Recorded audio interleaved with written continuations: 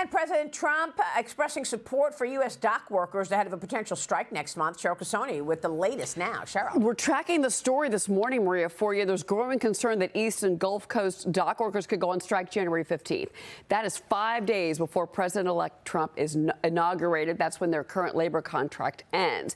Remember, they walked off the job for 3 days in October. They shut down major ports in New York, New Jersey, Virginia, Texas, until the Biden administration intervened. They were offered a 62% pay increase over 6 years, but that was contingent on a wider deal being reached by mid-January. The sides are stuck on the issue of automation. The ports are facing growing volumes of cargo. The union opposes the use of technology because they say it threatens jobs. Yesterday, President-elect Trump met with union leaders at Mar-a-Lago for a 2-hour meeting.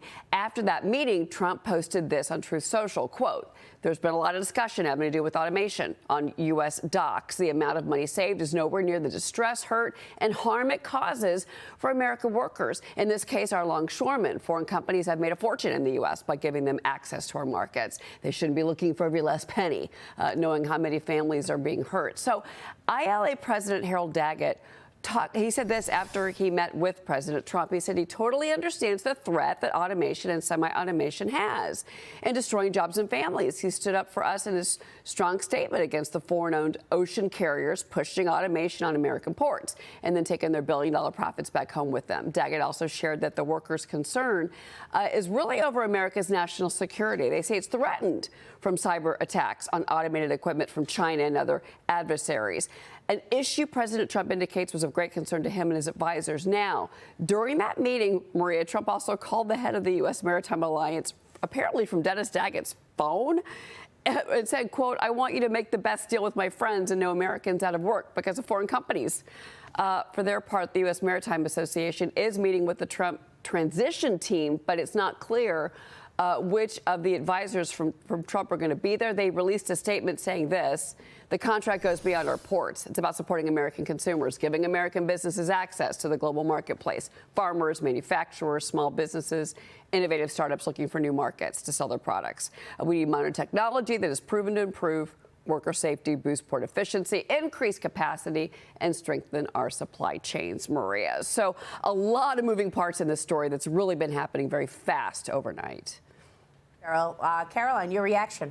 Good morning, Maria. Yeah, Trump has 2 goals. One of them is national greatness, it's economic prowess, but I wonder if that could somehow come into conflict with the other goal, which is to be the champion of the working class and, frankly, to be a hero for the unions, especially the unions that are the blue-collar workers that are processing our exports and imports on our shores, because that was part of his political realignment in this election, Maria, is that he attracted some of those traditionally, historically Democratic cohorts and brought them into the GOP tent. And that is a large reason for his victory. But this automation issue, just to play devil's advocate, the free marketeers and National Review, we would argue that it probably will make it a lot more efficient, a lot more competitive with other countries, because that matters on the world stage if we have the most efficient processes. But I mean, their concerns are valid too, that their jobs could be rendered obsolete by this modern technology. So it's definitely a balance Trump has to walk here. Oh, he'll do a deal, Carol. Maria, you know him too well. I mean, he's going to do a deal. Yeah, no, absolutely. And I think this is an interesting, delicate dance, to Caroline's point, that he is going to have to face. Obviously, he has a very visionary group of people around him that is very tech-focused. And so they understand the benefits of automation. But at the same time, he is very concerned about protecting not only the jobs of the longshoremen, but also their pay. I mean, they have been decimated by the inflation of the Biden-Harris administration. So I think you're right. I think he's going to cut a deal that protects the people who have jobs now, but over the longer term looks to phase in that technology to make America competitive. Cheryl? Well, look, I will say this, that the efficiency, and Caroline brings this up, and I'm glad she did. If you look at a recent study that was done by the World Bank and the S&P Global Market Intelligence Group, it showed that U.S. ports are some of the least efficient in the world, with the ports of L.A. and Long Beach ranked as the 2 least efficient overall. That's losing to Tanzania. That's losing to the Republic of Congo. So you can bring in the technology, Maria, and protect the jobs. Maybe that's the deal.